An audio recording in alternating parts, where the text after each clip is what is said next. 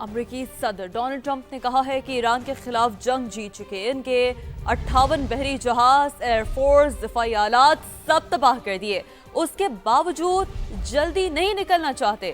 ہمیں یہ کام مکمل کرنا ہوگا۔ ہم امریکہ اور دنیا کو لاحق خطرے کو ختم کریں گے۔ ہم اپنا کام مکمل کرنے تک نہیں چھوڑیں گے۔ امریکی صدر کا کہنا تھا امریکہ تیل کی عالمی ترسیل کے لیے کام کر رہا ہے۔ IEA نے 400 ملین بیرل تیل ریلیز کرنے پر اتفاق کیا ہے، جس کی وجہ سے تیل کی قیمتیں نمایاں طور پر کم ہوئی ہیں۔ Well, it's only good if you win. You can only do. And we've won. Let me say, we've won. You never like to say too early you won. We won. We won the bet. In the first hour, it was over. We knocked out 58 naval ships. We knocked out their navy. But they also knocked out the mine layers, and we knocked out 31 of them. Over the past 11 days, our military has virtually destroyed Iran. Their air force is gone, totally gone. That took the better part of about 3 hours. They no longer have radar. They don't have anti-aircraft equipment. They don't have anything. Their missiles are down 90%. Their drones are down 85%. We're blowing up the factories where they're made left and right. After midnight hammer, and then we left. We figured that'll be the end of them for a while. But they started again. That's why we got to finish it, right? We don't want to go back every 2 years. And oil prices are already coming back down, and it's going to come down. But we're not leaving until that job is finished, and it's going to be very fast. My administration, as you know better than anybody, is also working to keep the oil flowing. It's flowing all over. Earlier today, the International Energy Agency agreed to coordinate the release of a record 400 million barrels of oil from various national petroleum reserves around the world, which will substantially reduce the oil prices as we end this threat to America and this threat to the world. We don't want to leave early, do we? We got to finish the job, right? امریکی صدر Donald Trump نے کہا ہے کہ ایران کے خلاف امریکہ کی جنگ میں ہم بہت اچھی صورتحال میں ہیں۔ آبنائے ہرمز پر بھی بھرپور نظر ہے۔ امریکہ اب فری رینج کی طرح ایران میں کارروائی کر رہا ہے۔ جوائنٹ بیس اینڈریوز پر میڈیا سے گفتگو کرتے ہوئے ان کا کہنا تھا کہ اہم یہ ہے کہ جنگ جیتنی ہے، جلد اور فیصلہ کن جیت، تاکہ ایران دوبارہ اپنی فوجی اور بنیادی ڈھانچے کی صلاحیتیں حاصل نہ کر سکے۔ صدر ٹرمپ نے مزید کہا کہ اگرچہ وہ تہران یا دیگر علاقوں کے بنیادی ڈھانچے کو تباہ کر سکتے ہیں، لیکن ایسا کرنے سے ملک کی دوبارہ تعمیر تقریباً ناممکن ہو جائے گی، لہٰذا وہ فی الحال ایسا نہیں کریں گے۔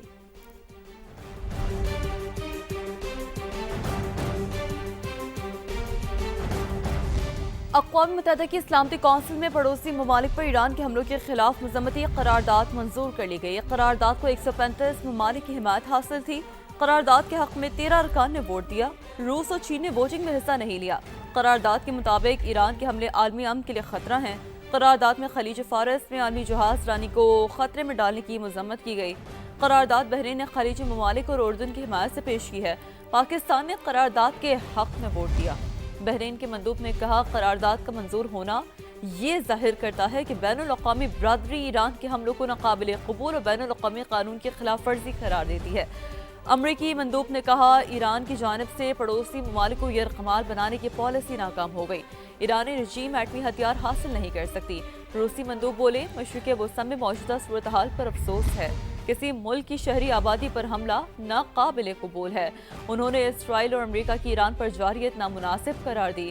چینی مندوب نے کہا مشرق وسطی میں سویلین انفراسٹرکچر پر حملے فوری بند کیے جائیں۔ یہ جنگ ہونی ہی نہیں چاہیے تھی۔ فوری طور پر فوجی کارروائیاں بند کی جائیں۔ تنازع کا حل مذاکرات سے ہی ممکن ہے۔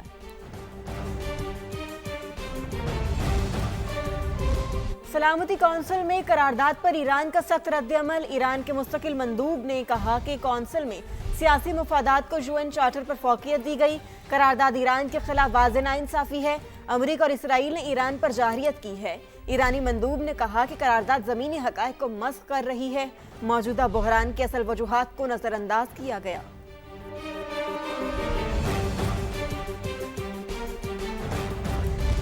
سلامتی کونسل میں جنگ بندی کے لیے روس کی جانب سے پیش کردہ قرارداد مسترد ہو گئی۔ روسی قرارداد میں مشرق وسطیٰ میں فوری جنگ بندی کا مطالبہ کیا گیا تھا۔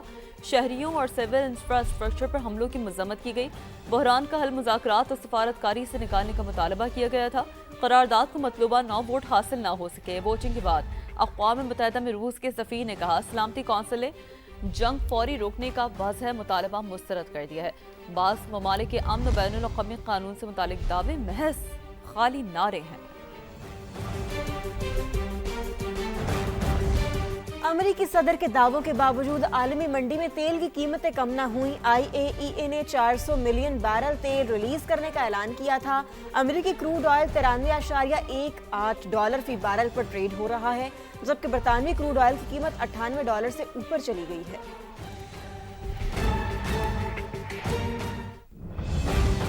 تیل کی فی بیرل قیمت 200 ڈالر تک پہنچنے کے لیے تیار ہو جائیں۔ ایران کی پالیسی اب پے در پہ حملے ہوگی۔ اپنا ہرمز میں آنے والا ہر جہاز ٹینکر ہمارا جائز ہدف تصور ہوگا۔ پاسداران انقلاب نے دھمکی دے دی، کہا تیل کے ایک قطرے کو بھی گزرنے کی اجازت نہیں دیں گے۔ ایران نے گوگل، ایمیزون اور مائکروسافٹ سمیت کئی امریکی ٹیکنالوجی کمپنیوں کو بھی جائز ہدف قرار دے دیا۔ دفاتر اور ڈیٹا سینٹرز کی فہرست جاری کر دی، کہا دشمن کے ٹیکنالوجی انفراسٹرکچر کو نشانہ بنانے کی تیاری کر رہے ہیں۔ ایران کے اسرائیل پر جوابی حملے، حزب اللہ کے ساتھ مل کر سینکڑوں راکٹ داغ دیے، تل ابیب سمیت پوری صہیونی ریاست میں سائرن بج اٹھے۔ آئرن ڈوم ایرانی میزائل روکنے میں ناکام، صہیونی شہروں میں بھگدڑ مچ گئی۔ مشرق وسطیٰ پر بھی حملے جاری، عراق کے قریب سمندر میں 2 غیر ملکی آئل ٹینکر پر حملہ، آگ بھڑک اٹھی، عملے کا 1 رکن ہلاک، 25 کو بچا لیا گیا۔ حکام کے مطابق ریسکیو ٹیمیں آگ پر قابو پانے کی کوشش میں مصروف۔ گزشتہ روز بھی 3 جہازوں کو نشانہ بنایا گیا۔ سعودی عرب کا 3 بیلسٹک میزائل اور 18 ڈرونز گرانے کا دعویٰ۔ عراق اور بحرین میں بھی امریکی اہداف پر ڈرونز حملے، قطر نے بھی 2 بیلسٹک میزائل تباہ کیے۔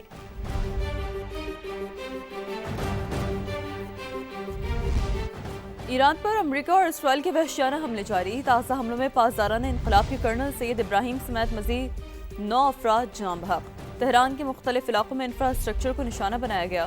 مہر آباد ایئرپورٹ کے قریب زوردار دھماکے سنے گئے۔ لبنان پر بھی اسرائیل کی جارحیت جاری ہے۔ بیروت میں خوفناک حملے، 8 شہری شہید ہوئے، 17 زخمی ہو گئے۔ لبنانی وزارت صحت کے مطابق علاقے میں امدادی کارروائیاں جاری ہیں۔ زخمیوں اور شہداء کی تعداد بڑھنے کا خدشہ۔